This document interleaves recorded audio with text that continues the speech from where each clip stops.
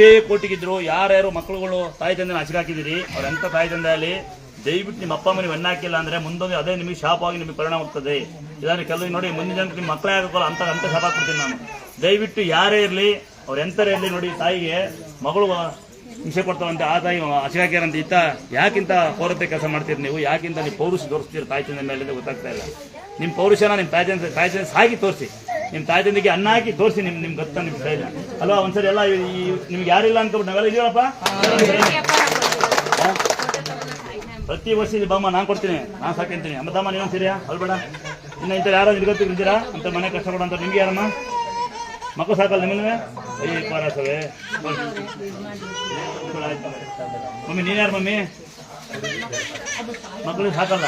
ಅಯ್ಯೋ ಇದು ಸಾಕಲ್ಲ ನೋಡಿ. ನಾನೇ ಮಗ ತಲೆ ಕಷ್ಟಪಡಿ ವರ್ಷಕ್ಕೊಮ್ಮೆ ಬನ್ನಿ. ಯಾರಿಗೆ ಕೆಲಸ ಇಲ್ಲ ಯಾರ ಬಂದು ನಮ್ಮ ಮನೆಗೆ ನಮ್ದು ಇಷ್ಟದ ಸೇವೆ. ನಮ್ದು ಇಲ್ಲಿ ಜಾತಿ ಗೀತಿ ನಾವು ಯಾರನ್ನು ಕೇಳಲ್ಲ. ನಮ್ಮ ಮನೆ ಜವಾಬ್ದಾರಿ ಇರ್ತಕ್ಕಂಥ ಯಾರು ಇರ್ತೀವಿ ಅನ್ನೋದು ಅವಶ್ಯಕತೆ ಈಗಿದೆ ನಮಗೆ. ಈಗ ಭಟ್ರು ಬಿಟ್ಟಿದ್ದಾರೆ.